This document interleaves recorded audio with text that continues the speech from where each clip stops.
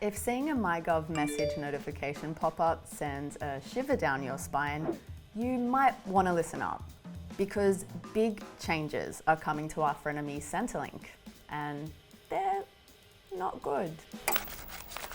You get it? Yeah, I got it. Introducing Workforce Australia, a dystopian new Centrelink program where people on income support are about to be forced into, that has echoes of the Robodebt disaster.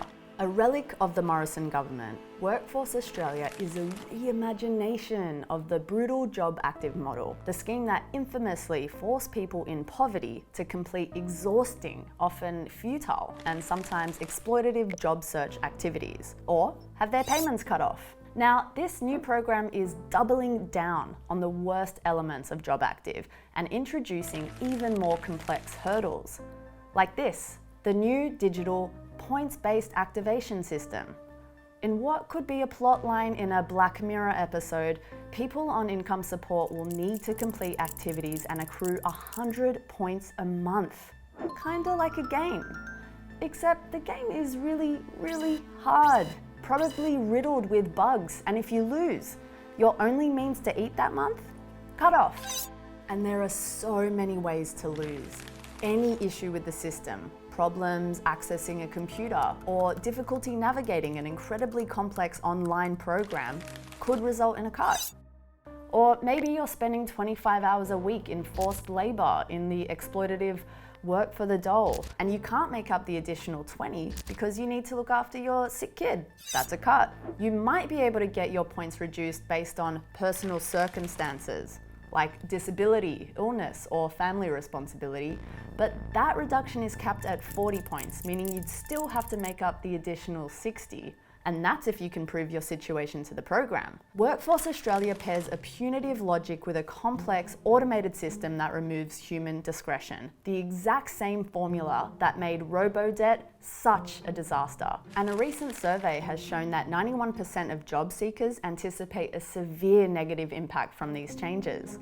But not everyone on income support will be forced into the creepy online game. Some people will be funneled into what is called enhanced services, where they'll keep reporting their job search activities to predatory for-profit employment providers.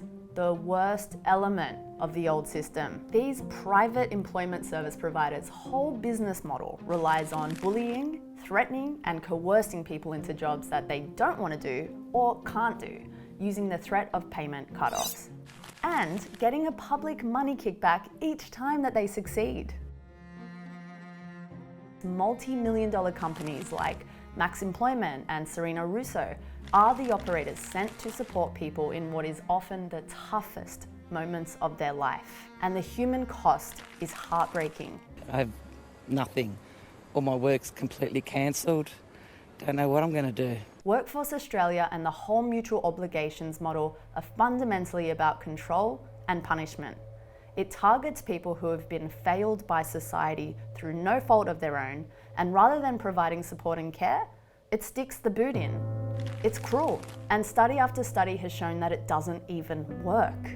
The model needs to be dismantled and replaced by an opt-in, high-quality public service, something that actually used to exist before it was shut down and privatised under Howard. And this service needs to be complemented by livable income support, access to housing, and well-funded public healthcare, the kind of interventions that allow people to escape the never-ending cycle of poverty. But with Workforce Australia already happening, and the risk of a huge spike in payment cutoffs imminent, we need an urgent intervention to prevent a Robodebt-like disaster. Unemployed activists are demanding at least 3 months suspension to payment cutoffs, and the brand new Employment Services Minister, Tony Burke, who inherited this mess, has the power to make it happen. He's already acknowledged the new scheme's similarities to Robodebt raise alarm bells and called it a media stunt to punish people. So he shouldn't let unemployed people wear the damage when it inevitably goes wrong.